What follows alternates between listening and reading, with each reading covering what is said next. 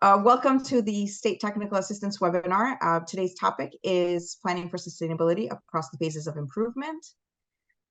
We are funded by the Department of Health and Human Services, the Health Resources and Services Administration, and the Maternal Child Health Bureau. And so nothing that we share today should be misconstrued as the official policy position or endorsement of the government.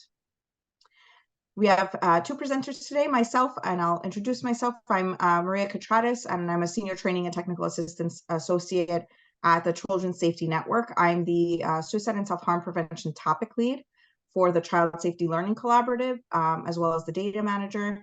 And I work on technical assistance now at CSN for the past almost 7 years. We also have Jess Goldberg with us today, and Jess Goldberg is a Training and Technical Assistance Specialist with the Education Development Center. For over a decade, Jess has specialized in building capacity to improve behavioral health at the national, state, regional, and local levels. Her areas of expertise include preventing youth substance use, promoting cross-sector collaboration, addressing health disparities, strategic planning, logic model development, and sustainability planning. And Jess holds an MSW and MPH from Boston University and is a certified prevention specialist. So welcome to Jess. So I'll kick us off in talking about planning for sustainability across the phases of improvement. And for some of you who have joined our STAWs in the past, or who may have been a part of our learning collaboratives, you may be familiar with our phases of improvement, but I'd like to reintroduce our framework and the phases just to get some context here. So at the Children's Safety Network, we use our framework for quality improvement and innovation in child safety. And in order to develop this framework, we have really borrowed from a couple of different models, and most importantly from the improvement, from IHI's improvement guide and the model for improvement. So we have the left-hand pie with systems improvement, child safety expertise, and leadership and management. And so for the past two learning collaboratives, and now we're entering our third learning collaborative, we have discovered that focusing on these three things helps us to develop a workforce and our child safety systems. And we're hoping that then that ultimately creates improved child safety outcomes. And underpinning all of this, as you see on our model here on our framework, is health equity. So the improvement guide describes 4 phases of improvement: develop, test, implement, and spread. And so, as I said, some of you may be familiar with this who are more familiar with our work at CSN. And if you're not, this will be a good introduction to you.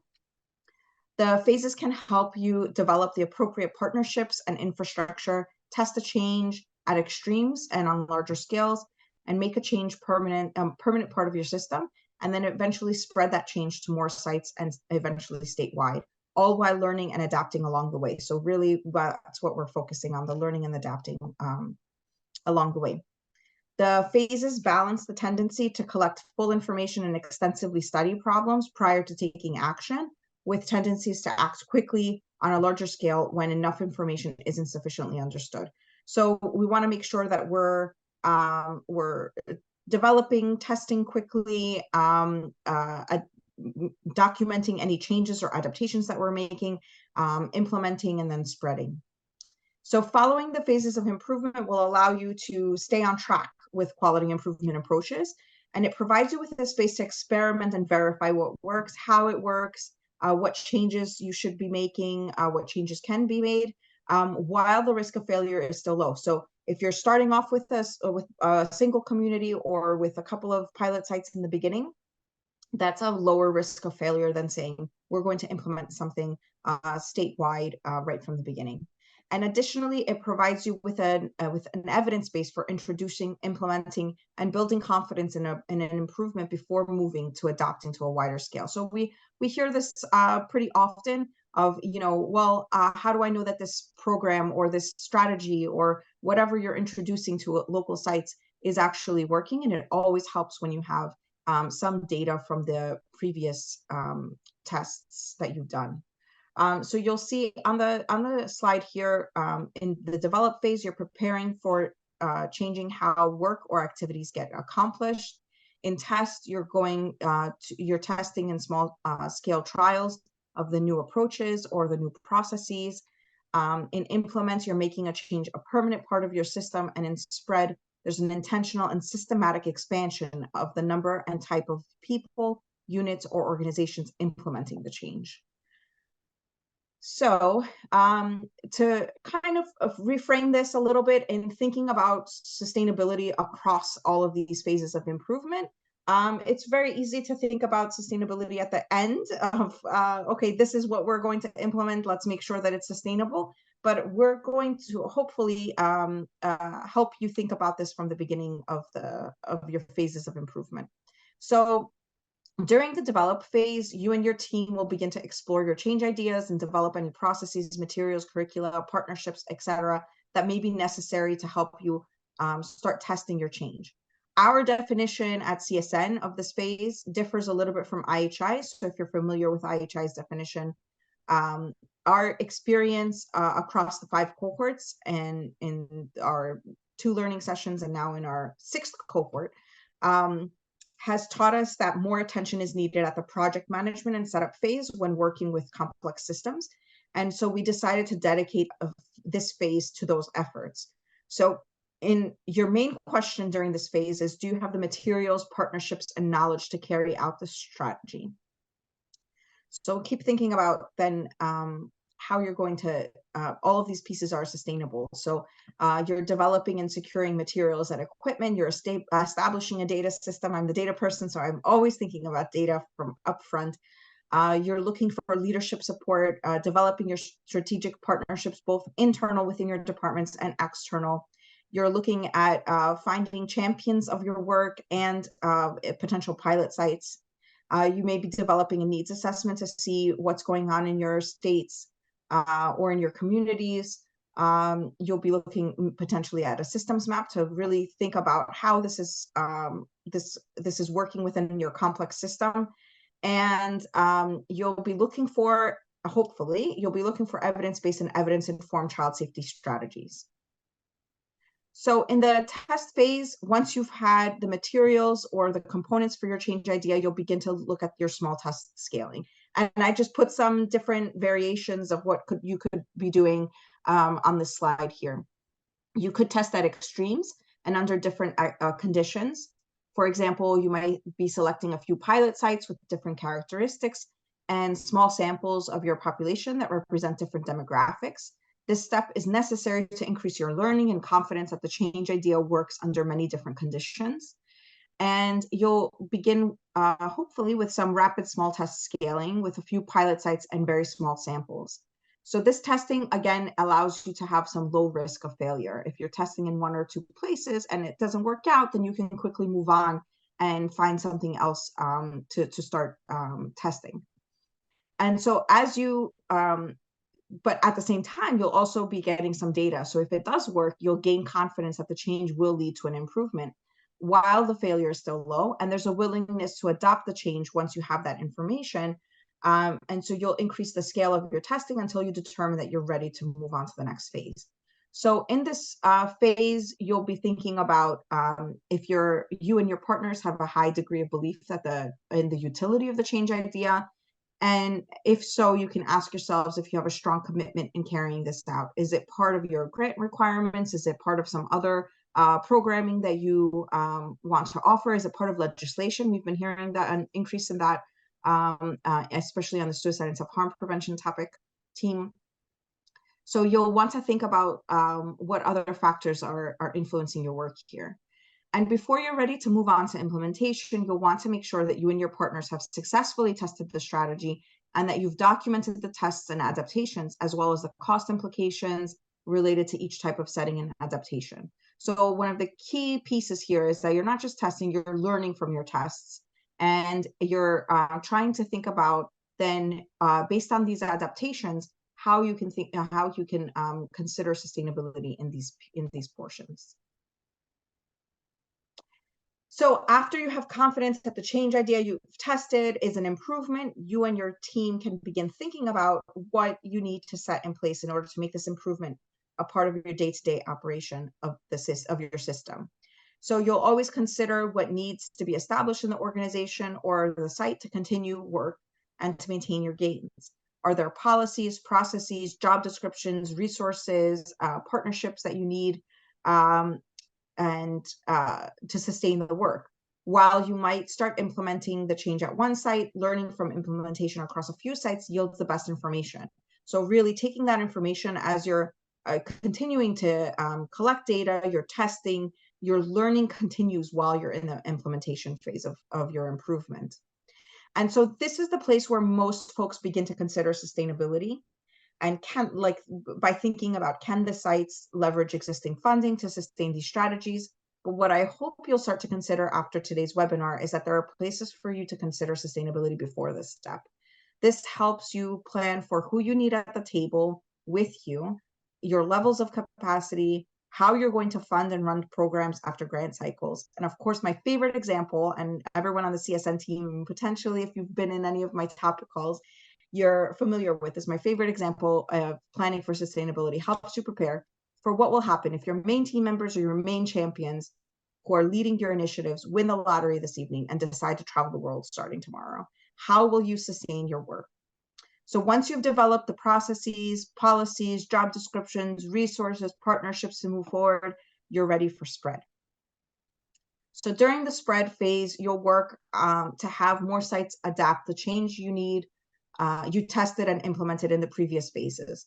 And so leveraging the learning from the previous phases ensures that your changes will work in a variety of settings. You'll know how to best integrate the change into those sites. And we know that spread requires strong leadership, continuous learning, a clear communication strategy, and measurement and feedback. So one strategy is to spread from a few pilot sites to multiples of 5. So that's what I have depicted here, of starting from 5 sites, going to 25, then to 125, and so on. And in the meantime, you can address any adaptations that may be necessary as you move from one type of site to another. So you're continuing, again, your learning process and documenting that learning process so that it becomes a regular part of your work.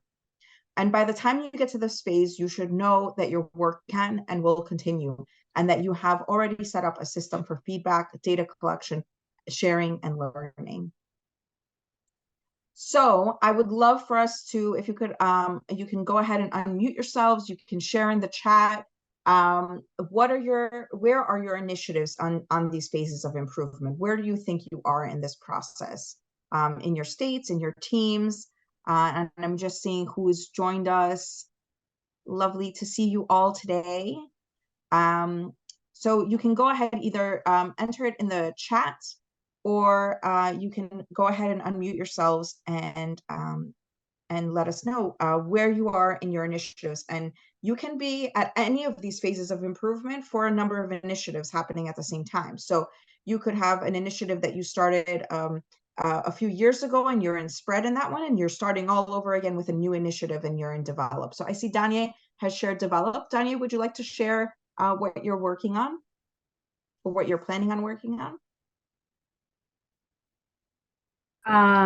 So our goal right now is to we're working on, so bullying, and we want, of course, to start small, but have something. So right now, one thing I've been working on is a toolkit of different bullying resources and how to approach the topic of bullying when it comes to children. And so just figuring out how to develop from there into a program or something that can be tested at a site and see how it helps with bullying prevention at the school level. Great. Thanks so much for sharing. And I see, Jenny, you've entered into the chat a key piece of QI. Would you like to share that? Absolutely. So as Maria described, the testing component of just continuously testing your approach is really crucial. And you want to consistently be reviewing data, and data comes in many different forms, as you'll hear from us.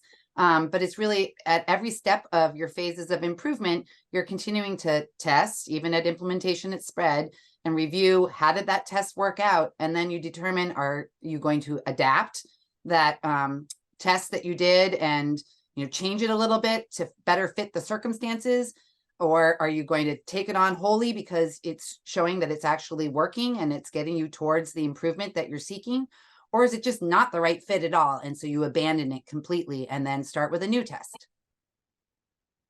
Great, thank you so much for that reminder, Jenny. So yes, as we're testing, and when we talk about that low chance of failure, that low excuse me, I'm sorry. When we talk about the low risk of failure, it's because you're able to, I lost my words here. It's because you're able to then decide if you're adopting, or abandoning your approach.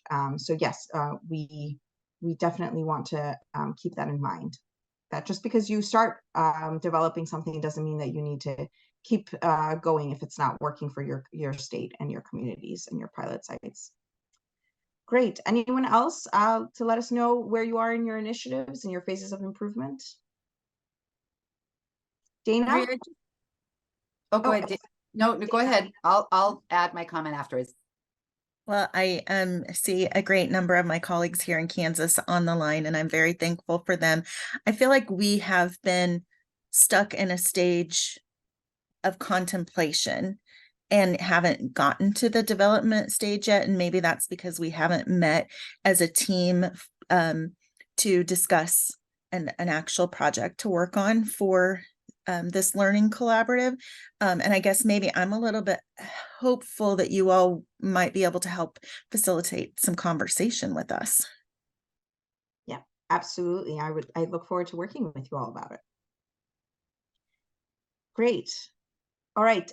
Jenny, did you have another comment? I was just I just wanted to reflect back to something you said earlier, Maria, about being aware that, this is not a linear process, and that even in a single topic, say you're addressing suicide, self-harm prevention, it may be that your work in suicide and self-harm prevention has many different strategic approaches. You may be trying to, implement an evidence-based program in schools, and you're also working with a statewide coalition, and you're also, working with your child death review teams to be able to, get more data and advise recommendations for policy changes or other things at the state level.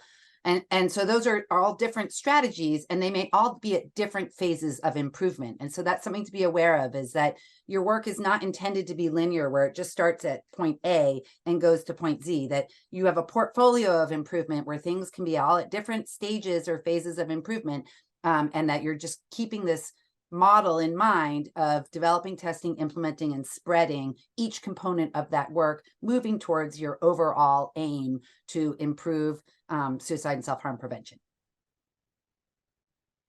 Great. Thank you so much, Jenny. All right. So with that in mind, and if you feel like you can share, you can continue sharing in the chat. We would love to hear a bit more about where you think you are in your initiatives. So I will hand it over to Jess Goldberg to share a model of sustainability and prevention work from her work at the Education Development Center. So Jess. Thanks so much, Maria. Thank you to the entire CSN team for the invitation to join your session today. It's wonderful to be here with you all. And I am going to dive into this part of the conversation by sharing, like Maria said, a model that we are typically using in the type of work that I'm doing at EDC. But first, I want to ask you, before sharing some definitions, some components of sustainability, I'd like to just ask everybody on the line if you would share how you would define it. It doesn't have to be a long or fully fleshed out definition, just words that come to mind when you think of sustainability. a sentence, a phrase, whatever comes to mind. So I'll give you a minute to ponder that and look to the chat to see what you're thinking. If you feel comfortable and would prefer to speak out loud, it'd be great to hear your thoughts out loud too. But what comes to mind for you when you think of sustainability? How would you define it, in reference to the work that you're doing in your communities and your organizations? Great. I see the chat is starting to fly. I see stable. I see succession planning and funding. I see, thank you everybody so far. I see activity or programs that can last over time. Absolutely. Kelsey, so being able to continue work independent of funding, of the funding stream that initiated it, commitment and champions from Marissa. Thank you all. LaDonna, renewable, April, support in maintaining needs, lasting over time from Jen. Absolutely. And if you're listening along, you're hearing themes that won't surprise you, right? So finding that continued support, those continued resources to continue your efforts at some level. I think there's some very key nuanced themes coming out of this already that we're going to touch on for the rest of our conversation today, which is great. A few more responses just to debrief. So thank you all for that. Alexander, gaining buy-in from partners to continue the work past the grant funding. That's entirely a real important component of sustainability. One of others, but one of particular importance is making sure that we're working with partners in collaboration to think about how to sustain what we want to sustain. And then Laura, so activities will last, as well as people and agencies that are dedicated to the cause. These are great responses. If you're still thinking or still typing, keep typing. I'll keep my eyes on the chat. I just want to say that most of the work that I've done recently in my career has been in a different lane or a related lane, I think, to a lot of the work that I've heard that you're working on and focusing on the call. I've been working particularly in substance misuse prevention for the last many years. And what I know from my work in that part of the behavioral health prevention continuum, is that prevention is local. I'm sure it's similar for you. And because of this, we have to define our problems and our successes in terms of, what is true for us, what resonates in terms of our own unique experiences in community, working where we work in different contexts and environments. So, and I'd argue the same is true around sustainability as well, that, sustainability is really what it means to us in view of the conditions in which we're working. So appreciate you sharing what you think of, how you would describe sustainability, just trying to get a sense of your interpretation of what it means to be working toward sustainability. And we're going to see if we can't, identify any themes or similarities from our collective experience as we continue moving forward. So if I could have the next slide, please. Before I share the actual definitions I want to lift up, and I think those really do cut to the heart of the matter, I'll just preface that by saying, in my mind, sustainability is really about change and adaptation, right? Things are always changing in the work that we do. Our partners and our colleagues change roles or leave. Our funding may increase or decrease, right? Expectedly or unexpectedly. Our organizational capacity, our other resources shift, and in the conditions in which we work are subject to all types of a plethora of influences, right? So the nature of the work we do is really fluid and dynamic. The environments that we do it in are sort of ever evolving. And these are things I'm sure you already know. So the key here is really that sustainability is really about our ability to adapt to those circumstances that we experience in such a way that allows us to maintain our positive outcomes over time, right? The ones that we are achieving, we have achieved in our organizations, and for the members of the populations that we serve. So the next slide is our definition slide. It won't surprise you then to see at the very bottom that we, in this part of the field in substance misuse prevention, define sustainability as a community's ability to produce and maintain positive prevention outcomes after the initial funding for that work ends and over time. If you go to the top of the screen, you'll see a definition from the Substance Abuse and Mental Health Services Administration, or SAMHSA. It suggests that we can do this by building an adaptive system that is able to achieve and maintain that kind of long-term results that we're looking for. So that's the top definition. And then in the middle of the slide, it's from the CDC, and it really focuses on the community's ongoing capacity to do that, and really lifting up the importance of collaboration. We saw that come through in the chat, right? That to be working in partnership with those in our surround, those in our communities, and implementing strategies that can really improve reproductive health and quality of life and impact those issues that we're focusing on. So the things I see, the keywords that are bubbling to the top for me on the slide are the emphasis on building community, building system level capacity to do the work we do in an effective and, importantly here, in ongoing ways. All right, so the next slide, to have a little bit of fun, and we're going to ask you to play along with us on this poll question. And so you're going to see it launch on your screen in just a moment. But before we launch, we launched, that's great, that's perfect. We'll launch and we'll give you a second to take it in. This is a multiple choice poll. And I just want you to select every response or any response that you agree with. If there's an other response, something that you don't see listed here that you want to highlight, feel free to do that. Right, feel free to click that other button and then pop your ideas into the chat or unmute. I'll give you some time when we're debriefing the poll to share out loud if you prefer. So we're going to give you a moment to consider. I'll zip it so you can really read without this going on in the background. And then we will share the results, I think broadcast the results once you've had a chance to consider and respond.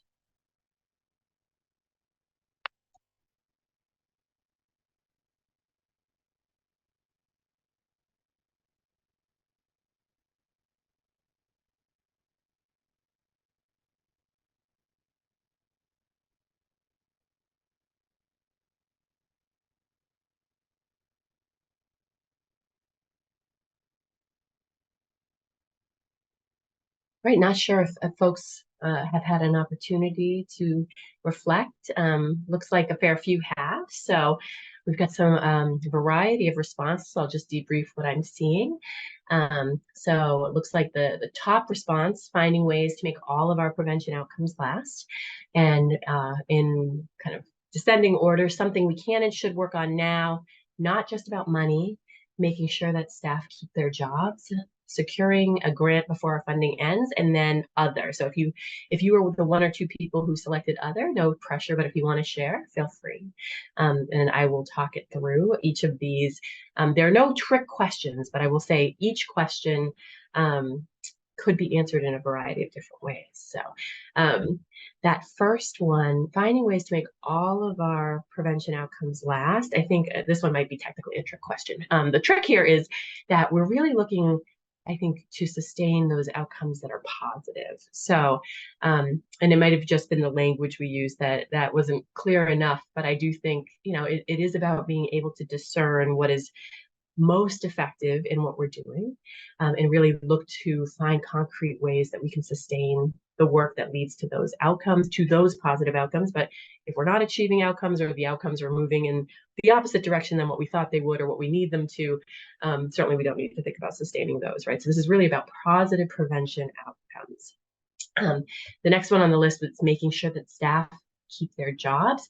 This is so important, right? I can't underscore enough the importance, right, of this. And we have to recognize the human element in all we do is that we're doing this work, right? But when we think about sustainability, we frame it in such a way where the goal really shouldn't necessarily be about keeping specific positions in place, but really in securing the resources or the support that we need to do the work in an ongoing way. And that might involve, pivoting our roles or our areas of focus, right, to meet the evolving, the changing needs.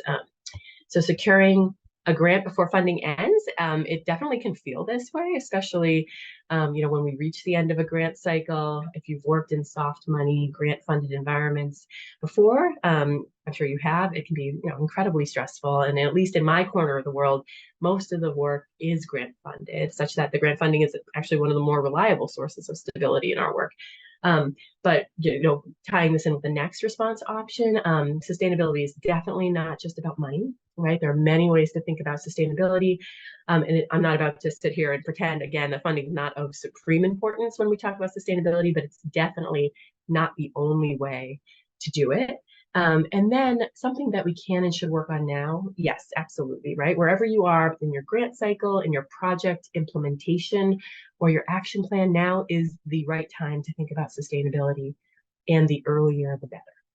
So thank you all for that, for playing along. I'm just going to pop my eyes in the chat for a second and see Shannon. So the intervention or strategy or behavior becomes the culture, norm, behavior, or system that withstands and adapts to maintain the goal gain over the rest of time and place? Absolutely. And it looks like, Jenny, you've shared that this is really critical in the implementation and spread phases of the process you shared earlier, or that Maria shared earlier. And then I also see Jenny in the chat. So another way of thinking about staff keeping their jobs is also seeking ways to retain the depth and diversity of the knowledge and experience that staff contribute to the work, regardless of position. Absolutely. And then Jean, so thinking about how to transfer that knowledge, how does that institutional memory not be depleted or decimated when people change roles, leave organizations, right? How do we plan for that now? And that's absolutely part of sustainability planning, such that we have that knowledge, that experience, or at least the proxy of that knowledge and experience if we need it when we need it. So really, really excellent observations in the chat. Thanks again for playing along with the poll. So the next slide is going to help us narrow in a little bit on the specifics of what we need to sustain to be effective. And so you can see on the graphic of the screen, at the pinnacle of the triangle, there are those outcomes, right? The outcomes, those positive outcomes, are what we're actually really hoping to sustain. And those are sustained by the base here of effective strategies and processes, right? And we're going to look at both of those two components of intervention and process, or strategy and process. And so the goal really here of thinking about sustainability planning is to identify the right combination of interventions or strategies. And when I say right, the ones that are leading to or contributing to those positive outcomes, and also to identify sort of in this kind of, as well as the processes that allow your organization, your community, to recognize and respond to important changes in the landscape over time. So we want to look into what goes into sustaining both those effective processes and those effective strategies or intervention. But underpinning all of that work has to be a commitment to advancing health equity, right? And we talk about this in a way that really highlights how, for us to be even more effective in reaching sustaining outcomes later, we have to be centering equity in our work throughout our planning process, right? And we have to also, ensure that we're nurturing, and we are maintaining partnerships, within our organizations, beyond our organizations, because, almost every possible avenue to sustaining outcomes, it's at the end of the path that leads from one of our partners' doors, because it's our partners and our partnerships that really make sustainability feasible. And I think, it'd be fair to say that, at least in my part of the world, on my part of the field, there's, virtually nothing we can do and that we can sustain in isolation. So I think the next slide, I dig in a little bit more to what we mean by process and intervention, or process and strategy. So again, positive changes, positive outcomes are the goal in terms of sustainability. And we want to sustain those, and make the impact on both the issues we're trying to address and the factors, the intervening variables that influence the prevention problem that we're trying to address in the short term, and then obviously make positive change to whatever problem or problems we're trying to address in the long term. And so obviously here again, it's through what we're doing that we're having that impact on those outcomes in the first place. And so breaking down what we do into these various practices that don't just sustain themselves, right? To have those positive outcomes, we sustain our practices that are effective. And those include having a strategic planning process that really helps us to identify local prevention priorities, determine how best to address them, like the process Maria was sharing earlier today, and then to figure out which interventions that we're implementing currently specifically make impact, and that we need to then work to sustain because they're the most effective in addressing our priorities. And so to do this, you want to gather information before you even begin embarking on a sustainability plan or planning process. You want to understand and look critically at the processes and the interventions that you're currently implementing. So then you can make some really sound sustainability decisions about which ones are contributing to your work, which ones are not really helping you make any kind of change. And then you can determine which ones therefore should be sustained. So just to define these, because it can be a little bit amorphous, when you think about your strategic planning processes, this is how you're making decisions, right? This is the different decisions that you've made, the connections that you've made and will continue to make to help move your prevention efforts forward. And so some of the processes, I think about is when you're collecting and analyzing your assessment data, if you're conducting outreach to new partners to kind of bring them into your work, when you're developing your action plan, all of those activities are really part of a process. They're part of a larger overarching process, and they themselves are sort of little p processes, because when you're collecting data, you're going through a data collection process, right? When you're building your capacity, you're building your collaborative group and conducting outreach to new partners. That is a process of building your organization capacity. So, right, there's sort of the umbrella of strategic planning, and then within it, there's all these sub-processes that contribute, roll up into an effective strategic planning process. And then very concretely, we think about those specific interventions you're implementing, any of the programs, strategies, services that you've put in place to address your priority prevention problems. There's this process that we go by to think about which ones are effective, which ones aren't. I'll share a little bit more, I think, on the next slide. But those are the two things that we're working to sustain. And so, I do train on a very comprehensive sustainability planning process. And if we could go to the next slide, that this is just a quick overview of, but I will say it feels maybe like an oversimplification. And that's just because for time and for the sake of having conversation with you all, we're trying to adjust it down to a very quick overview.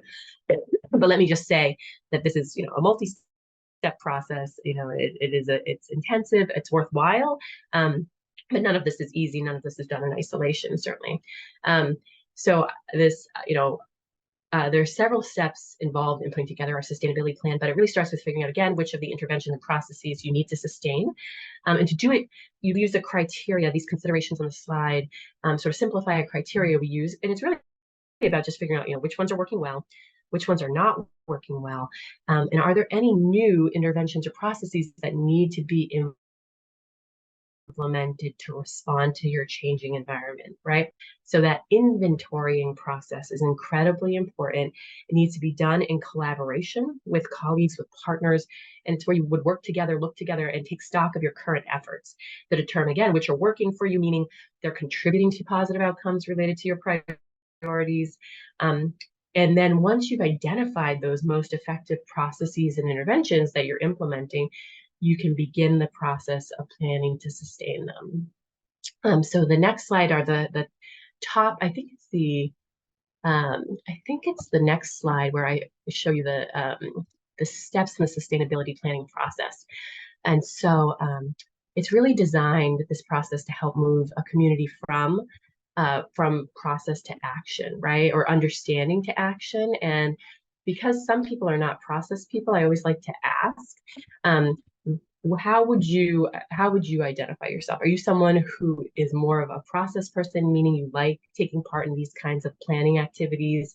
Are you someone who would identify more as an action person because you really enjoy, actually implementation of your chosen strategies? Are you somewhere in between? I'll just let you take a second and pop your thoughts into the chat. So are you more on the process side of things? Are you more on the action side of things, or somewhere in the middle?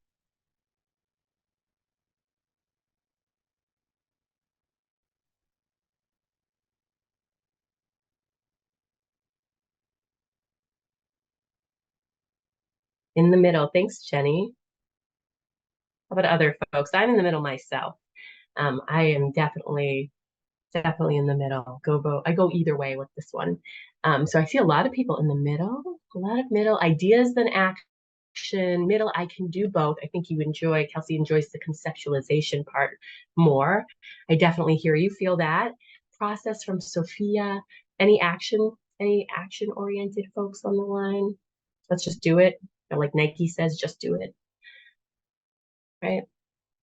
I feel like we waffle between the dots on an ongoing basis, right? Maybe Carol responding to, the need in the moment, right? Both are great attributes to have, great skills to have. There's no right or wrong answer, but I do find people sometimes come down hard on one side of that spectrum. Oftentimes people see themselves as a little bit of both. And, I think we have a nice mix on the line, which is great for us and for the rest of the conversation. But what I always tell groups that I'm working with is, a good process feels like action, because we're not planning for the sake of planning. We're not developing a plan that gets all dusty up on a shelf or lives a lonely existence in a folder deep in the recesses of our computers, right? That the plan is action because it leads to these changes that we're hoping to make organizationally. And so the goal of this sustainability process is to identify and then secure resources needed to maintain those outcomes beyond current funding. You go into this, first having taken your inventory of what's working, what's not working for you. You make sure you're bringing together a planning team. Again, nothing in isolation before you would embark on this process. So include folks in your team of expertise in all sorts of different areas. Prevention science, research, fundraising, budgeting, communications, maybe, depending on what the skill sets that you need in your work are. You bring these folks together and then make sure you're starting from sort of a shared and solid understanding of what sustainability means to you. And then you would begin this process. And so the first step, determine your goals and your approach. I'll say more about sustainability approaches on the next couple of slides, but in terms of your goals, it's really simple. Once you figure out which of your processes, which of your interventions you want to sustain, the goal is generally a broad statement about that. I'd like to sustain, to maintain this program for the next blank number of years, right? So you plot out a goal. And then the second step, it's actually quite concrete, which is what I like about it. So then you're going to go through this process where you create objectives for each goal, very specific, SMART. You might be familiar with the SMART objective acronym. So specific objectives that are measurable, attainable, realistic for your organization, and time limited or time bound. So you go through the SMART objective development process. And as you're doing it, you're thinking about what goes into actually implementing each of those strategies or processes. And you're documenting each step so that you can actually identify the resources needed and then give a dollar amount to them, right? And the goal here is to figure out the bare minimum amount of funding, bare minimum amount of resources you need to continue that intervention, that process, such that it would still contribute positively to your outcomes, right? So you document these resources, you know what you need. So at the end of that process, if you want to, and I'm going to make it up off the top of my head, if I want to sustain my 3-part speaker series, I need to raise the funds to, pay the speakers, rent the space, rent the audio equipment, print the materials, all of the above. That all gets calculated into a sum total. And then we know what it actually looks like to try to sustain that from a very concrete place of understanding about the resources involved and required. And then once you've done that, you try to figure out who can help you get those resources, share those resources, find those resources with you and for you. And when you've done that and taken an inventory of possible partners, you then figure out through this, communication planning process that we walk folks through, how you're going to pitch, right? How are you going to bring that partner on board and make the case to them that they're essential to you and to your efforts to sustain this work, right? And then, you'll get a yes, you'll get a no, you'll try again, you'll regroup, right? And wherever it shakes out, you'd have to pivot potentially, go back to the drawing board if it didn't go your way. But when it does, you're in this place where your plan, your sustainability, but you're actually working the plan, you're monitoring your progress over time, and then, making sure to celebrate the successes that you do achieve to keep people on board, keep partners engaged, and recognize the wins along the way. Samara, yes, I've just recently come across SMARTY goals, where in addition to the acronym I laid out, the IE stand for inclusive and equitable, I believe. Don't let me put words in your mouth, but I think that's what the IE stand for. Such a nice and such an important addition to thinking about, developing objectives and making sure centering equity while you do. So very quick overview of a very intensive process, but I didn't say as much about the approaches to sustainability, and I want to introduce on the next slide just, I think, a wonderful acronym. I'm in love with this next slide, not going to lie. And I have to give credit where credit is due, because this is almost like folklore in my part of the world, in my field, where I've done the prevention work I've done. where there's a consultant named Cynthia Barger, who I've never met, but I do know exists, who we credit with coming up with the pairs model. So that's what I'm doing right here, right now. This is not my model, but I'm happy to share it and lift it up, and we do often in our presentations because I think it's such a helpful way to think about sustainability. And it's going to introduce several different avenues that we as practitioners can explore to reach our sustainability goals. So each letter here obviously stands for a different approach. And on the next slide, you'll see quite a few tasty pairs all in a line. And it's a really reminder here also to think expansively about funding, because only 2 of these letters in the acronym really speak specifically to attaining and finding new funding. So the P here, there's 2 Ps. On the left-hand side, you'll see it either stands for passing on or passing off whatever the initiative, the process, the strategy that you're interested in sustaining to another organization. Right, so that's the first P. So it would be, a partner organization takes responsibility for the continued implementation of whichever process or intervention you're hoping to sustain. Or you would create a policy that institutionalizes that initiative as something that happens regularly, is reinforced by organizational mandates, right, by your organization or by a different organization. So E stands for earning money from the initiative, right? And so that would be, taking something that might have been offered free of charge, one of your programs, and charging a small fee to attend, maybe an event that you're hosting or something similar, right? A is about asking for resources. This kind of goes back to that traditional fundraising, grant writing, donation appeals, things like that. R is for reconfigure. So you change the intervention in such a way that facilitates its sustainability. So maybe it's an organization as part of its work plan hosting an annual award ceremony for partners. Maybe you typically provide dinner at that event, but funding has changed, resources have changed, and the decision is made to reconfigure that event to more of a potluck style event, right? And everyone's going to contribute who attends. This is probably the approach that's the most flexible, but also the one that requires the most creativity. And then finally, sharing is really just to share that initiative, that practice with another organization. So if your agency funds a youth survey within your community, maybe then you could do work with the local parent-teacher organization, with another community-based organization, so that they're funding the cost of the survey every other year, and that your organization's funding it in the intervening years, or maybe you're scaling it down, right? So you're not doing it as frequently. But there are realities to what can be accomplished, individually. And so sharing as with all of these strategies really opens up these different opportunities to bring partners in potentially, and ensure what you want to be sustained is sustained. And the goal again is kind of moving this off of your plate, sustaining it, unless your organization can commit to sustaining it in the long term, moving this to somewhere where it will be sustained without, continued support from you and your organization. So I've walked through this model with communities where we take each of their strategies, determine if we could apply any of the letters to pairs to those strategies. And it's a really nice concrete way to think about sustainability options, because again, it can be really amorphous as you're thinking about it. And when you begin, trying to come up with your sustainability plan. So there's a lot more we could say about pairs and about planning, but just wanted to lift this up to give you something to think about in your work. And I think that is all from me for now. So I'm going to turn it back to Maria, and thank you all very much. Thank you so much, Jess, for that great presentation.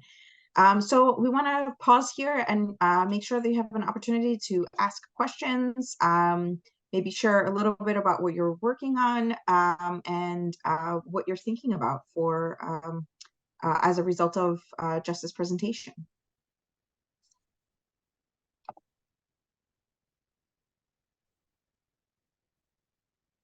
And you can feel free to either put it in the chat or unmute yourselves, and you can come on video if you're able to, so we can have a bit of a conversation here.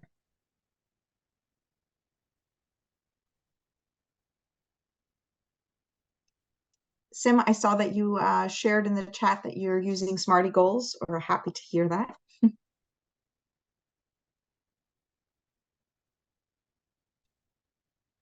Oh, I see Chris is raising his hand. Hi, Chris. Hi, everybody. Yeah, the sustainability piece is really big. Just yesterday, so I'm also the state FEMA coordinator, and we recently redirected funds to two counties here in California. Going through our initial implementation plan yesterday, one of the items I asked them was, how are you going to ensure that your community action team recommendations that are eventually implemented are going to continue? Like, what are you going to put in place to ensure that, say, this birthing hospital that you've made this amazing program with continues to do this great work 10 years down the road? And it was just kind of a moment, because people retire, people change jobs, people leave. And the other thing is, I'm the state SIDS coordinator. So SIDS coordinator, the turnover rate is just ridiculous. And a lot of times SIDS coordinators don't apply for the job. They're told, like, oh, you're now the SIDS coordinator. And so it's just this constant thing of sustainability of like, okay, a new SIDS coordinator comes along. How do they know to reach out to their county coroner in order to get the referral? How do they know to reach out to their birthing hospitals to ensure that health and safety code is implemented to provide safe sleep information to every person that's discharged with a new baby? But they'll be in the job for 8 months and then move on to something else. So it's just this constant battle of, you want to be innovative and provide new information at our annual SIDS conference and trainings, but it's almost like we just got to go back to the basics every single time because there's so many people. But so I'm just basically beating the dead dog that it's sustainability is tough, and there really has to be something in place to ensure that does happen. If, say, I'm flying to Massachusetts and my plane goes down in flames, well, who's going to be left in the state of California to do whatever's gone on? So just affirming that sustainability is a tough one. Thanks, Chris. I really appreciate your comments, and I know that this resonates with a lot of teams that are on the call with us today. We've heard from a number of states that this is a continuous problem. And I will also agree with Carol Harvey. I will say, Chris, we don't want to think about planes going down. we'll just say when you win the lottery and decide to start traveling full time instead. So yeah, and that's one of the things that I recommend, and Jess, you can speak to this further, but one of the things that we recommend in the CSLC and that I talk about a lot with my teams in particular is that, and the states that I work with, for those of you who are not on the CSLC on the call, the teams are referring to states that are within the CSLC. One of the things that I really highly recommend is documenting your processes, so that if someone is coming in and they're brand new and maybe they're temporary to the role, or maybe they're more permanent, they'll be able to just potentially pick up where the previous person has left off. But I know that it is a lot more complicated than that on a day-to-day basis. So Jess, do you have any suggestions or responses for Chris? Sarah, did you want to add something? I don't want to take any airtime away from folks on the call. Well, Maria, I'm on the A for pairs. Jeannie and I are working on a program and trying to put a collective together. And so we had worked with the Trucking Association when I was back at MAD, which would be about 2011. And so I went back to the Trucking Association, and they've had a lot of changeovers. Everybody has changeovers, but one of the retired troopers is there that I used to work with at MAD. And so we were able to make a good connection. And, we just asked, can you help sponsor us for lunch and learns? And they said, well, of course. So that was so exciting. So don't forget your old partners. They may move on to a different avenue, but they still want to partner. because they still have that passion for injury prevention. Thanks so much, Sim. Jess, do you have anything else that you'd like to add? Yeah. Yeah, just checking the time. I just want to completely align with what's been shared, especially related to the challenge of sustainability. I mean, I think that turnover is probably the single greatest liability in the field, honestly, because so much of the capacity of the work we're doing really depends on the people involved. And when they go, that capacity can go with them. Something I'm seeing to offer as a suggestion is, really looking to hire into kind of junior positions, folks that can be kind of trained up ideally to step into other roles. So I see a lot of my colleagues who are sort of coming to a place in their career where they're thinking about leaving a role, thinking about retiring, some of them, and really intentionally hiring on, when possible, someone to shadow almost and sort of watch them do the work, support them in doing the work, contribute to the work meaningfully, obviously, but to like say, okay, well, this is my succession plan I'm literally putting into place when I can through my hiring practices, bringing someone in who's new to the field, but giving them that really intensive one-on-one mentorship so that they, will gain these skills, be successful, hopefully, and have a leadership position sort of waiting for them when that other person cycles out of their role. So I see that happening quite a bit. It's obviously not always possible, but I do think, and someone put this in the chat earlier, thinking about succession really carefully. I think Maria is absolutely right. Documenting processes, making it really clear where those are housed, telling multiple people within your organization where your sustainability plans are, where your kind of documentation is, just so there's not one place, one person holding all of that, all of the keys to your sustainability, that it's sort of diffused out, and there's a lot of people who know a little bit about what's going on so that they can help that new person in a role really be successful once they hit the ground. Thanks so much for that, Jess. I do see one last comment in the chat from Rose. If any teams have, with high turnover rates, have been successful at having employees make transition reports for new employees. And Jenny was asking if you're referring to having staff develop training materials or job descriptions for their positions.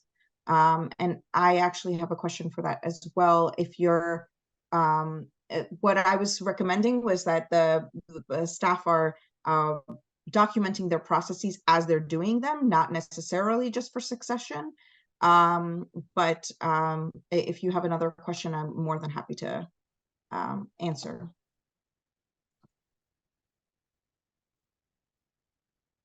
That was helpful. Thank you. I was just asking pretty much what you said of just documenting what you're doing, who you're collaborating with, and then also just like step by step, just so it'll be easier for the next person to transition over.